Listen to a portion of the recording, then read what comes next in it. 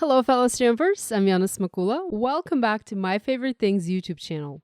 In this video, I will show you how to make colorful birthday cards and will teach you how to do selective masking to dress up your outline images with other images from your stash. Let's get started. I have several images from the Birthdays Take the Cake stamp set already positioned in my Mini MISTI stamping tool, a birthday cake, a cake stand, and a cherry. I'm stamping those onto white cardstock using alcohol marker friendly ink, and I will color these images using my Copic markers to add color. I will be needing more than one cherry for my card, so I'm stamping additional images onto the panel. I picked several Copic markers for my coloring, and I'm starting with a BG45 and BG11 to color the cake stand.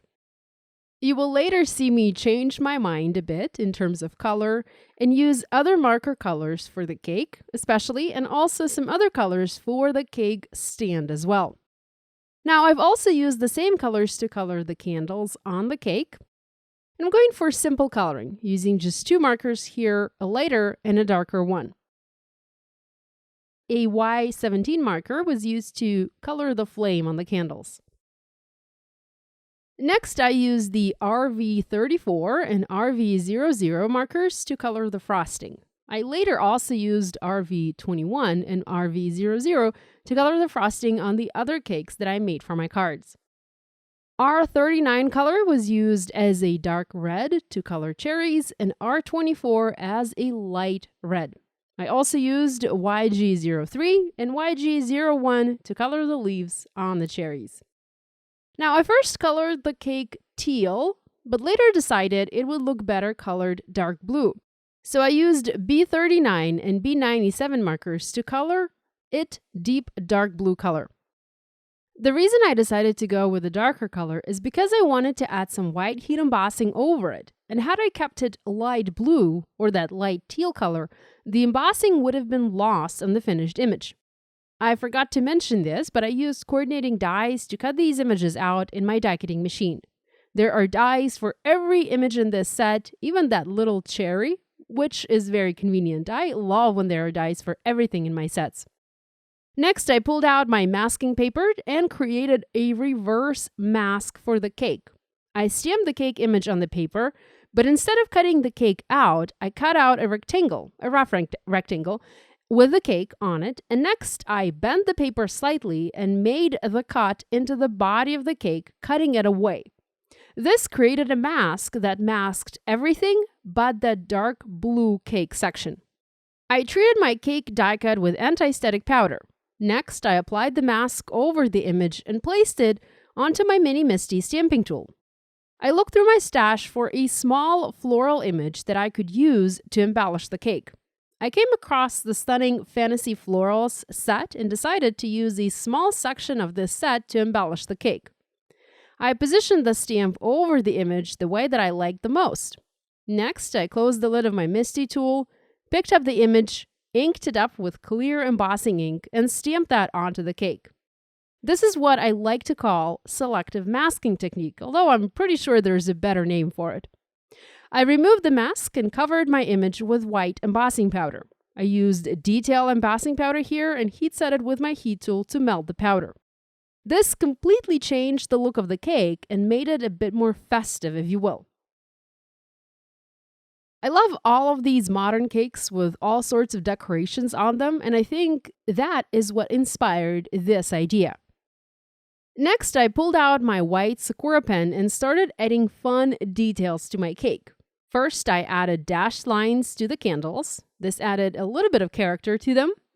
I added white highlights to the frosting. It doesn't really show much on camera because the frosting is colored light pink, but it still adds a nice touch to the finished piece.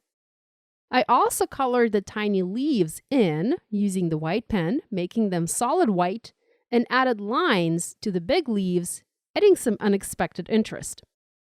With the cake colored, I cut a panel of white cardstock to about 2.5 by 4 inches, and then I stamped a sentiment over it in black Copic marker friendly ink that reads, "Have a sweet birthday."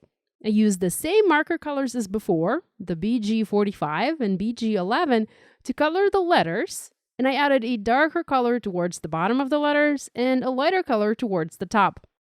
I added a light gray cardstock mat to my sentiment panel and set it aside. To create a background for this card, I decided to utilize cardstock scraps from my stash. I cut a bunch of cardstock strips about 1/2 inch wide, and I adhered those to 4 1/4 by 5 1/2 inch panels using glue, creating very colorful backgrounds. It's such an easy way to make a background, yet it is super fun. You can play with colors and use all sorts of different colors from your stash. You can go in a rainbow order or have an ombre background. There are quite a lot of options for making colorful straight stripe backgrounds like this. You can have horizontal or vertical stripes, or even have stripes going diagonally on your cards. With the paper strips adhered, just use your trimmer or scissors to cut any excess off, and you have yourself fun and colorful card background. Next, I used foam tape and foam mounted the sentiment panel onto the diagonal stripe background, and then I foam mounted the cake onto the panel using foam squares. I love the little cherry in this stamp set. It's so cute. I added a bunch of cherries onto the cake and also 2 cherries above the sentiment to dress it up a bit. I made several cards using this concept. I really couldn't stop at just one, and had I had more time, I probably would have made lots more. I think it's such a fun and easy birthday card idea to make. Here's a look at all of the cards that I have for you today. I hope you enjoyed this video and will give this idea a try. If you do, please share online and tag us on social media. We always love seeing what you guys are making. Subscribe now and do hit that bell icon not to miss any new card making tutorials. Thanks for watching. Love you guys. I'll see you next time.